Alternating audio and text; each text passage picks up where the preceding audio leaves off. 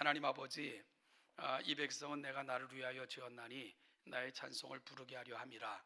하나님 아버지, 우리를 지으신 그 목적 자체가 그 영광스러운 하나님, 그 이름을 송축하며 그 가운데 기뻐하며 사는 것, 우리 하나님의 거룩한 소망인 줄 알고 그 소원을 고백하며 한 주를 시작하게 하시니 감사합니다.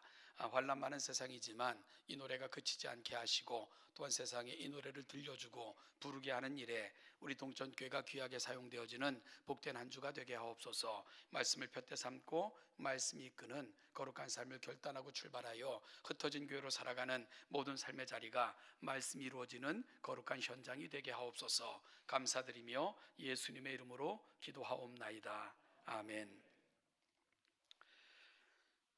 우리가 지난주에 살폈던 두아디라라는 지역에서 내륙 남쪽으로 한 48km 정도 가면 이렇게 그 앞에는 강이 흐르고 뒤에는 산으로, 우리 동양에서는 그런 걸 배산임수, 명당짜리 이렇게 부르는 지역이 나타나는데요.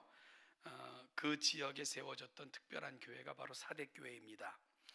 이 사대라는 지역은 별명이 황금의 도시라고 알려질 정도로 이 금이 많이 생산되어 그 고고학자들이 이제 그 지역을 발굴을 했어요.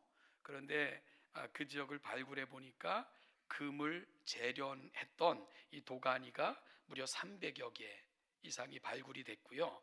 그 도가니에는 여전히 그 도가니 밑바닥에는 금이 남아 있을 정도로 이 금이 많이 생산됐던 그런 지역이 사대 지역으로 알려져 있습니다. 그래서 그 지역 사람들은 대부분 부유한 그런 삶을 산 것으로 알려져 있고요. 거기에다 또 지형적으로도 사대는 매우 견고하고 안전한 곳에 위치한 그런 도시였습니다.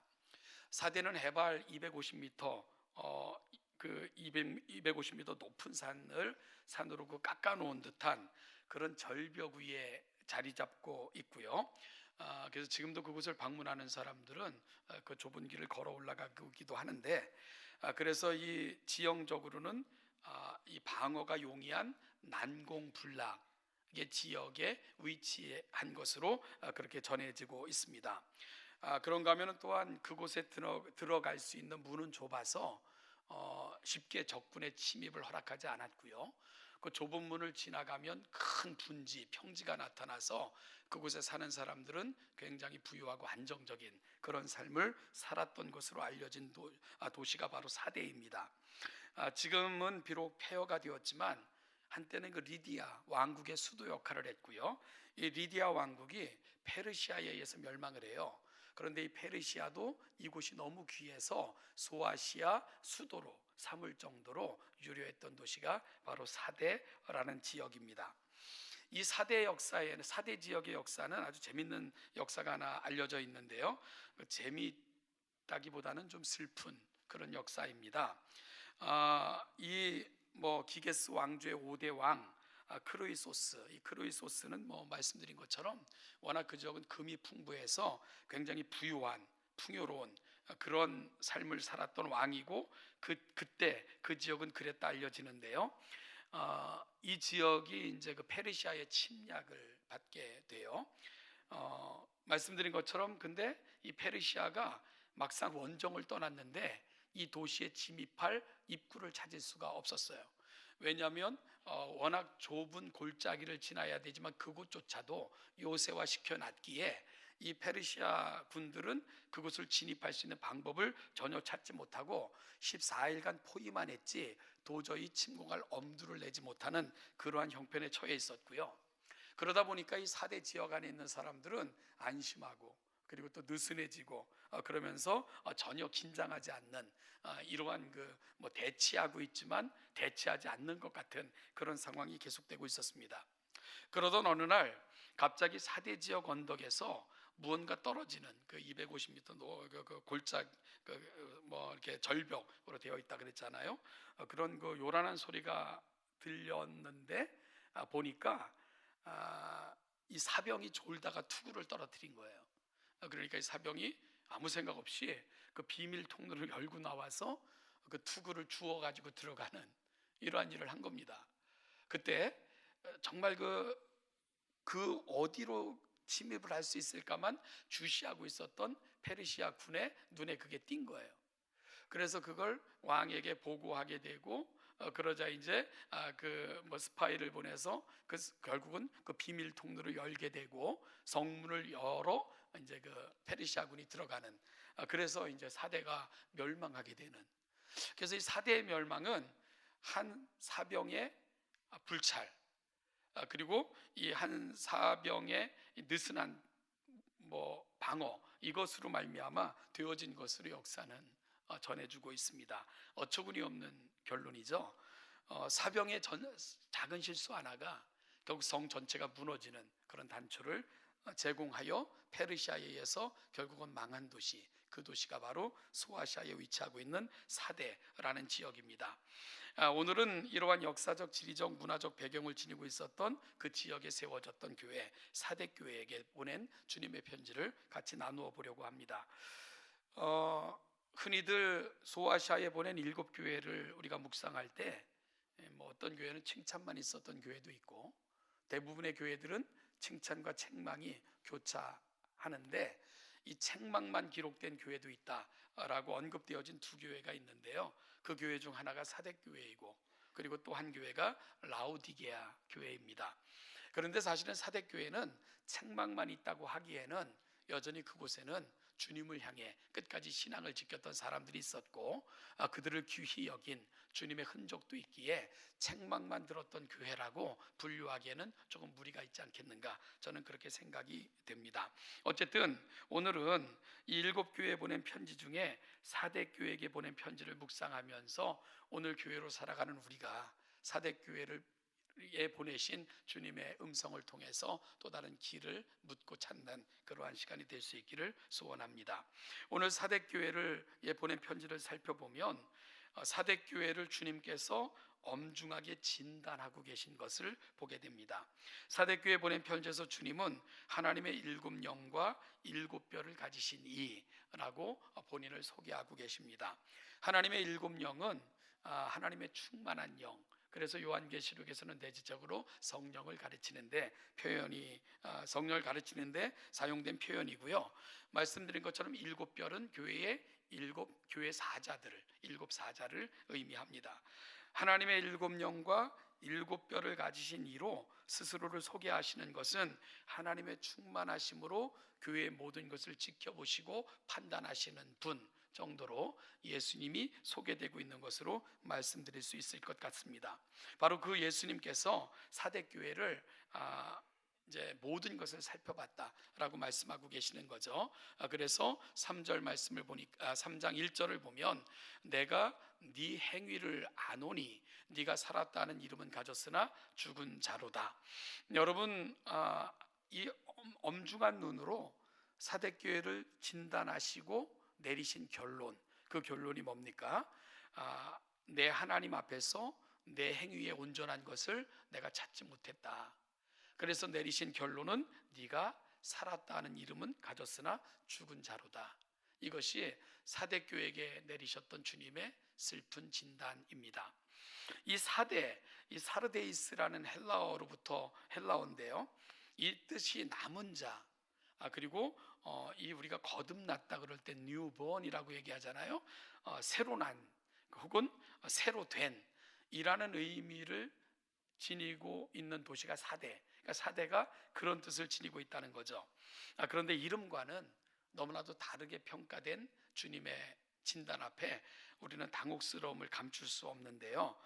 그래서 오늘 우리는 이 사대 교회를 엄중하게 살피신 후 주님이 내리셨던 이 진단을 오늘은 우리 스스로에게도 그리고 또한 우리 동천교회 공동체에게도 한번 그 주님의 눈으로 우리를 판단하시면, 진단하시면 우리를 향해서는 어떻게 주님께서 결론을 내리실까 하는 마음으로 사대교회를 살피며 우리 신앙을 향한 그러한 또 길을 찾는 일들을 시작해 보고자 합니다. 여러분, 그렇다면 왜 사대교회는 스스로는 평가하기를 살았다라고 스스로는 진단을 했는데 주님께서는 그러나 너희들은 실상은 죽은 거다 라는 진단을 받을 수밖에 없었을까? 그 실마리를 찾아가는 작업, 본문을 통해서 할 수밖에 없겠죠. 이 본문을 통해 그 실마리를 찾아가는 중에 제 눈에 특별히 띈 단어들이 계속 사용되고 있는 것을 볼 수 있었습니다. 먼저 2절을 보니까 너는 일깨어, 그런 단어였고요. 3절 말씀도 보니까 만일 일깨지 아니하면 이라는 단어였습니다. 여러분, 그레고리오라는 헬라어인데요, 이 일깨다라는 말이, 이 말을 영어 성경은 wake up 이라고 번역을 했더라고요. 그 영어 어원에 대해서 이렇게 쭉 에세이로 풀어가는 책을 읽어본 적이 있는데, 이 영미문화권에서는 사람의 다리에 쥐가 나면 이 다리가 죽었다, 옛날에는 그렇게 생각을 했대요, 고대인들은. 왜냐하면 감각이 없으니까. 여러분, 쥐가 심하게 나면 꼬집어도 감각이 없고 때려도 감각이 없잖아요. 그래서 옛 고대 영미 문화권 속에서는 다리가 쥐가 난 것은 다리가 감각을 잃고 죽은 거다, 이렇게 생각을 했대요. 그래서 했던 일이 뭐냐면 발을 땅바닥에서 쿵쿵 쳐대면서 wake up, wake up, 깨어나라, 깨어나라, 이렇게 외치면서 다리를 이렇게 발을 이렇게 굴렀다는 그러한 기록을 읽어본 적이 있습니다. 오늘 그 당시에 wake up, wake up 그러면서 이제 그들이 발을 굴른 것은 죽음과 방불한 그 상태에서 빨리 깨어나라, 빨리 깨어나라, 이런 의도였겠지요. 여러분, 오늘 본문에서 사대교회를 향하여 wake up, wake up 이라는 말로 깨어라, 깨어라 라고 말씀하시는 주님의 마음이 어땠을까? 바로 생명력을 잃은 것처럼 죽은 것과 방불한 교회를 향한 주님의 안타까움이 이렇게 표현되고 있는 거다 생각할 수 있을 것입니다. 그래서 주님께서는 그 교회를 향하여 깨어나라, 일어나라 라고 강력하게 요청하신 것입니다. 왜냐하면 주님 보시기에 사대교회는 마치 죽은 것과 같은 교회로 보였기 때문입니다. 요즘 그 좀비 영화가 굉장히 유행이죠. 질문해 볼까요? 다양한 좀비 영화 장르들이 만들어지고 있는데, 좀비는 살아있는 겁니까? 죽은 겁니까? 죽은 겁니까? 근데 움직이잖아요. 그래서 우리는 살아있다 라는 표현을 우리가 좀 다른 개념으로 좀 사용할 필요가 있습니다. 여러분, 인간은 하나님께서 영적인 존재로 특별하게 지으셨잖아요. 그래서 육신이 숨을 쉬는 것만 가지고는 우리가 살아있다 라는 표현을 사용할 수 없습니다. 우리 안에는 하나님이 넣어주신 호흡이 있고요, 그리고 그 호흡이 우리 육신을 기롱하게 만들어 영적인 존재가 되게 하셨잖아요. 따라서 살아있다는 표현은 단순히 숨을 쉰다 안 쉰다 하는 것만 가지고 판단할 수 없을 것 같아요. 그래서 저는 살아있다는 게 뭘까 좀 궁금해져 가지고 반대로 한번 생각을 해봤어요. 그럼 죽었다는 건 뭘까? 죽은 건 뭘 의미하는 걸까? 제가 생각할 때는 죽은 사람에게는 세 가지 특징이 있는 것 같아요. 첫째는 죽은 자는 감동이 없잖아요. 그러니까 느낌이 없는 거죠. 감격이 없는 겁니다. 그런데 특별하게도 우리는 이런 말들을 예배에도 사용을 해요. 그래서 살아있는 예배라는 말을 많이 사용하잖아요. 그러면은 죽은 예배도 있다는 거네. 그런 의미가 되고요. 그럼 궁금해지지 않습니까? 뭘 살아있는 예배라고 하는 건가? 그러니까 우리가 정해진 시간에 나와 몸만 앉아 있다고 해서 예배하는 게 아니구나 하는 도전도 사실 우리에게 주는 겁니다. 그렇다면 예배하는 자에게 있어서 가장 중요한 게 뭘까? 감격입니다. 하나님이 내게 주신 은혜에 대한 감격, 그리고 나를 하나님의 자녀 삼아 주셨다는 것에 대한 감사, 그래서 하나님의 자녀대로 하나님의 뜻대로 살겠다고 하는 우리의 다짐, 이런 것들이 녹아져 있는 예배를 가리켜 우리는 살아있는 예배라고 말할 수 있는 거죠. 감격도 없고 감사도 없고 느낌도 없고 결단도 없이 그냥 몸만 앉아 있다면 여러분, 그건 살아있는 예배가 아닙니다. 마찬가지로 숨만 쉬고 살며 아무런 목적 없이 사는 인생에 대해서 우리는 살아있다라고 얘기가 어려운 거죠. 사랑하는 동천교회 성도 여러분, 교회 구성원으로 살면서 내가 교회 구성원이 되었다는 감사도, 내가 주의 백성이라는 감격도 사라진 채 그저 무의미하게 예배당 문만 오가고 그저 정해진 시간에 몸만 빌려드리는 것에 만족한다면 우리 예배는 살아있는 예배가 아닙니다. 그런 면에서 죽은 것은 감동이 없는 것입니다. 이 진한 감동, 감사, 감격이 우리 가운데 다시 회복되어지는 놀라운 역사가 있기를 간절히 소원합니다. 두 번째로 죽은 것은요, 상황에 따라 변하는 특징이 있죠. 무슨 말인가 하면, 여러분, 살아있는 것은 고유한 온도를 지녀요. 우리 몸의 온도는 36.5도. 거기서 더 많이 올라가지도 않고 더 많이 떨어지지도 않습니다. 거기서 1도만 올라가도 1도만 떨어져도 몸에 심각한 그런 이상이 생긴 것을 의미하지 않습니까? 38도만 넘어가도 몸이 펄펄 끓고 머리가 아프고 굉장히 심각한 지경에 이를 수 있고요. 1도 더 떨어지는 것도 상상할 수 없지 않습니까? 여러분, 따라서 우리가 진리를 소유한 그리스도인이라면 세상의 풍조에 밀려 쉽게 변하지 않습니다. 그러나 시체는 어떻습니까? 고유한 온도가 없어요. 그냥 그 상황, 주변의 온도가 내 온도예요. 바깥이 0도면 내 몸도 0도가 되고, 바깥이 펄펄 끓는 40도면 내 몸은 부패되기 시작하고, 왜냐하면 그 상황에 따라서 저항하지 못하기 때문에 그런 것입니다.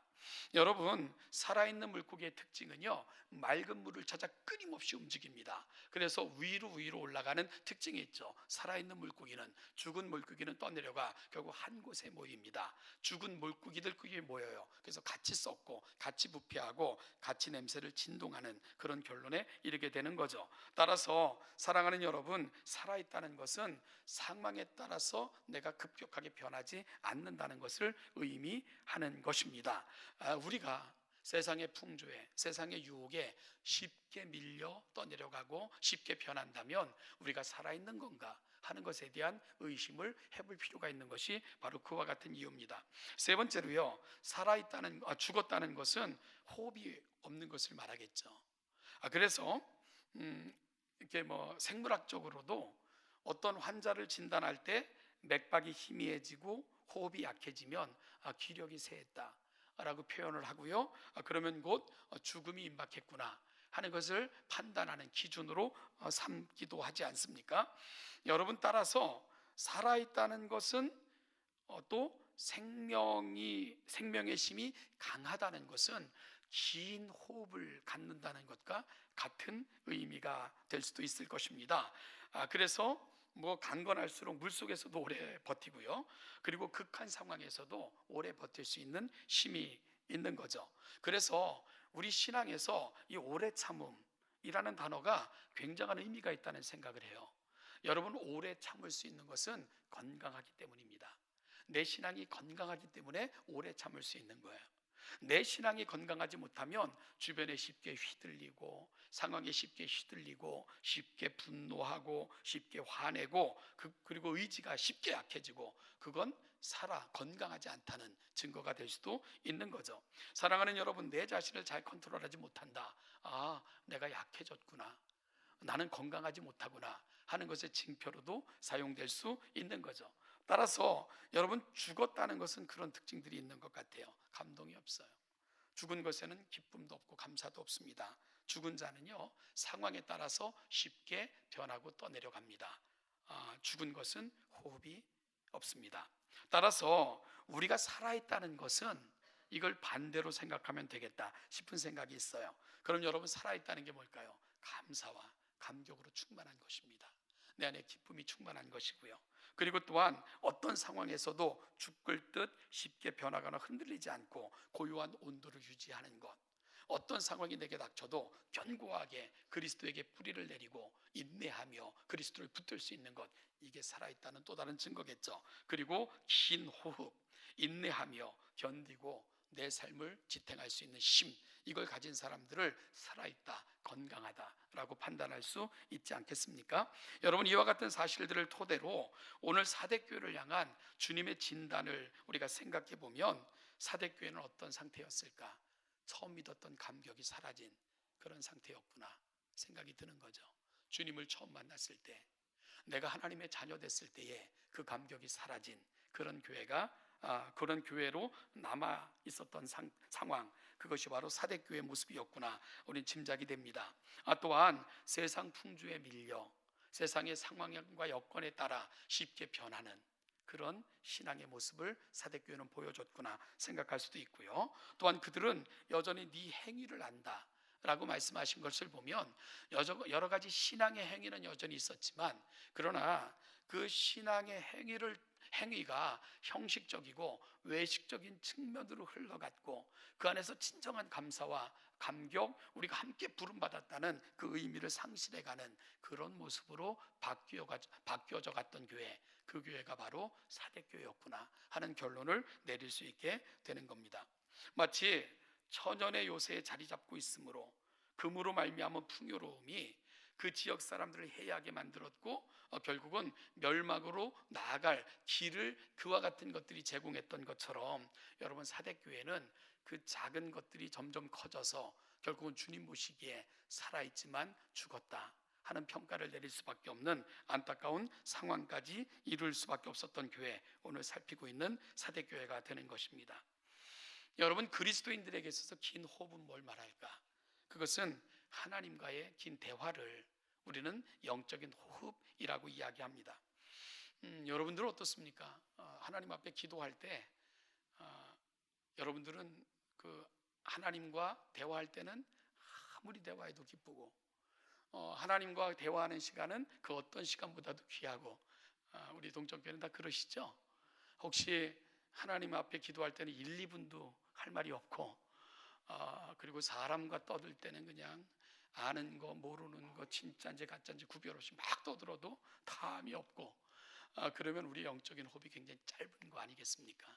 그럼 신앙의 아름다운 것들이 만들어지지 않겠죠? 저는 주님과의 대화에도 기쁨, 그 기쁨이 한없이 길어져도 감사하고, 사람과의 관계 속에서는 상대방을 배려하며 신중하고, 사람과의 관계 속에서 조금 더 절제된 언어를 사용하고, 그 풍부함이 하나님과의 관계 속에서 나타나고, 이런 살아있는 건강한 교회로 성장해가는 우리 동천교회가 되시기를 주님의 이름으로 축복합니다. 이 랭카스터 침례교회 목사이자 웨스트코스트 침례학교의 총장까지 지내신 분이라는데요, 폴 차펠이라는 분이 최근에 자신의 블로그에 건강한 교회의 10가지 특징이라는 글을 게시해서 올린 걸 제가 읽어본 적이 있습니다. 이 침례교회 목사이고 학교의 신학교 총장이기도 했었던 폴 차펠, 이분이 건강한 교회의 10가지 특징이 있다 해서 10가지를 제시했는데, 제가 지금부터 10가지를 한번 열거해 볼게요. 한 항목당 10점씩 드리겠습니다. 여러분들은 이 항목을 통해서 나는 몇 점짜리 성도고 나는 몇 점짜리 교인인가 한번 스스로 점수를 한번 매겨보시기 바랍니다.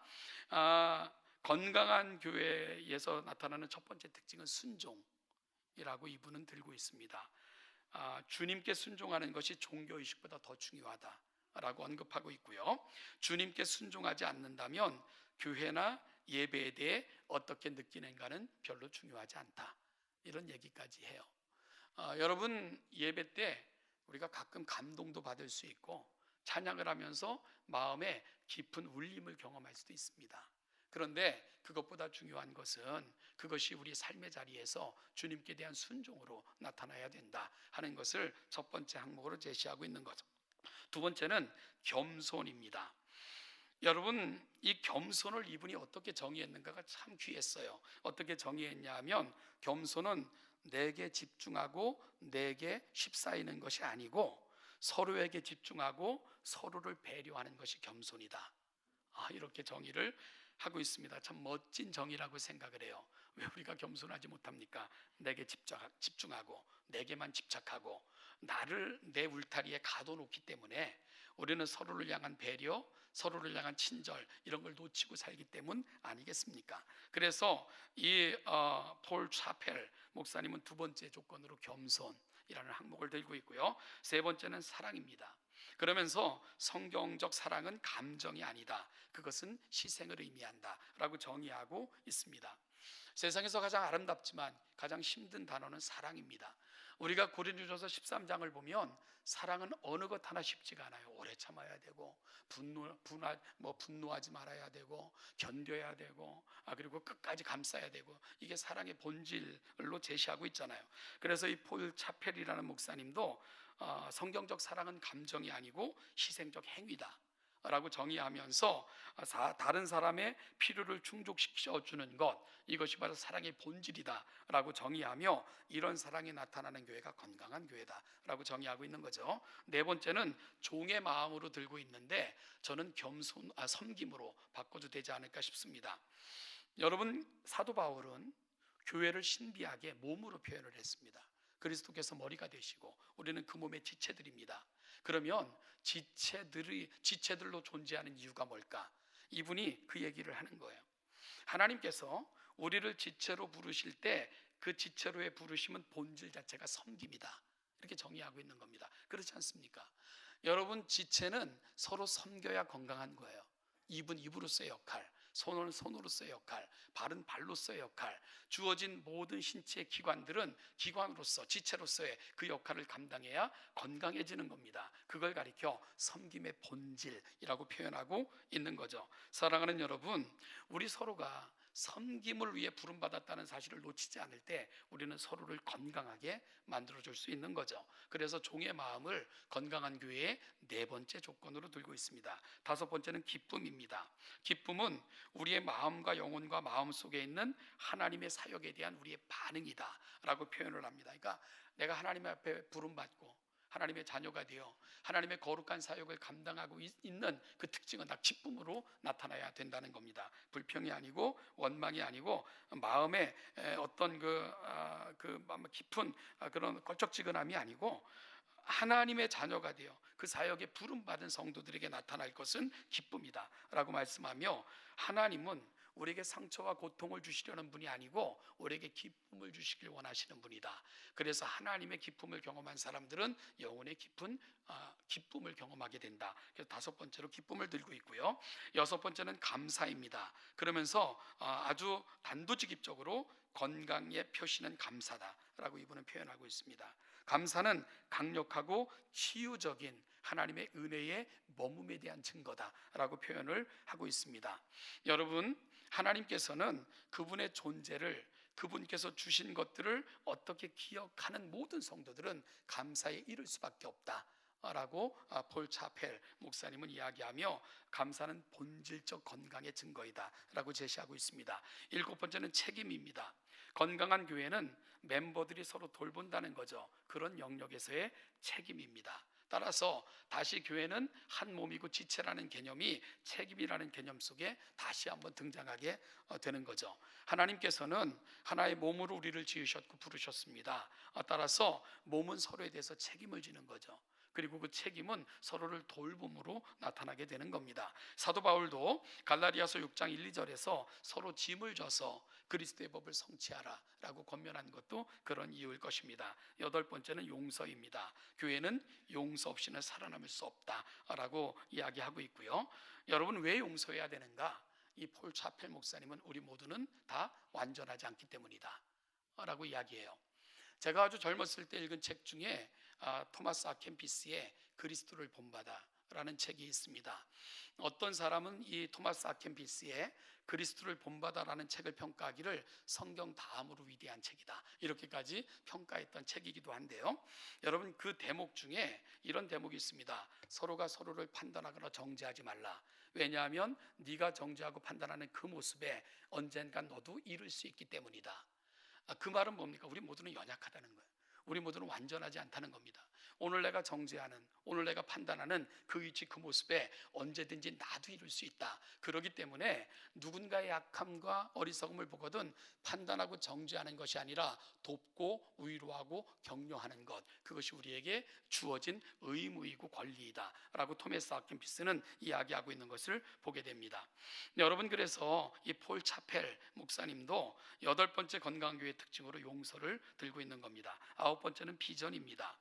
건강한 교회는 미래에 대한 희망적 태도를 유지한다.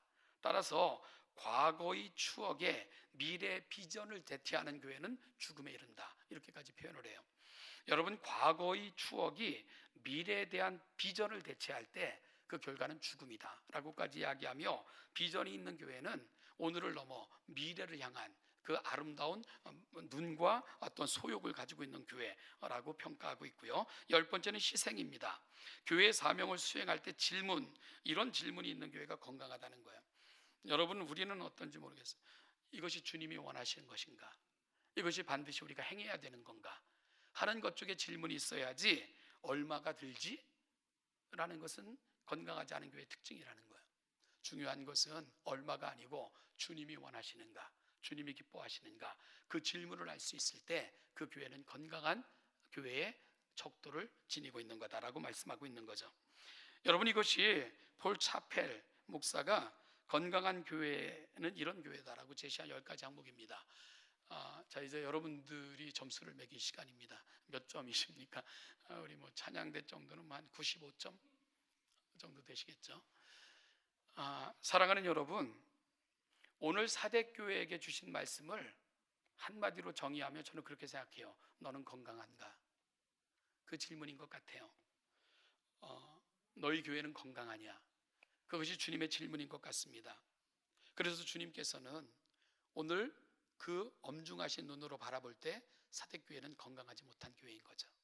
그래서 네가 살았다는 이름을 가졌으나 죽은 자로다 라고 말씀하시면서 2절에서 읽게요. 그 남은 바 죽게 된 것을 굳건히 알아.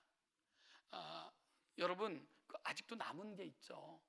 그걸 다시 살려야 된다는 거, 웨이크업 해야 된다는 겁니다. 네가 어떻게 받았으며 어디서 들었는지 생각하고 잃은 것을 다시 회복하라. 첫사랑, 첫 감격, 주님이 내게 찾아오셨을 때 내가 교회라는 사실에 대한 그 무한한 감사, 어디서 무엇을 받았는지를 다시 회복하라. 그리고 다시 외쳐라. 웨이크업, 웨이크업. 마치 정말 쥐가 나서 감각이 없는 다리를 흔들며 웨이크업, 웨이크업 하는 것처럼 네 죽은 세포, 정말 죽은 신앙을 다시 깨워 처음 것을 찾으라 외치고 또 권면하는 것, 오늘 사대교회를 향한 우리 주님의 권면입니다. 여러분, 주님께서는 오늘 사대교회가 흰옷을 입고 주님의 거룩함을 드러낼 뿐만 아니라 주님께서 자랑하고 싶은 그런 교회가 되기를 소망하시며 오늘 진단하시고 진단 결과를 통해 다시금 돌이켜 회개하고 그 자리에서 돌아서기를 원하는 것, 오늘 이것이 바로 사대교회를 향한 주님의 권면이 가고 있는 자리입니다. 오늘 이 진단 앞에 저와 우리 동천교회도 함께 설 수 있기를 간절히 소원합니다. 사랑하는 여러분, 나는 건강한 성도입니까? 우리 동천교회는 건강한 교회입니까?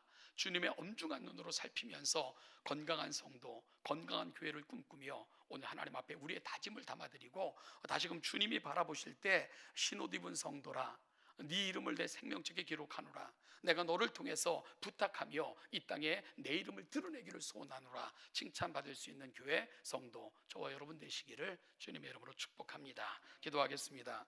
하나님 아버지, 주님의 엄중한 눈으로 바라볼 때에 사대교회는 스스로는 부유한 것 같았고 살아있는 것 같았지만 주님의 마음을 안타깝게 만드는 그런 상황으로 변질돼 갔던 그런 교회였던 것을 가슴 아프게 다시 나누게 됩니다.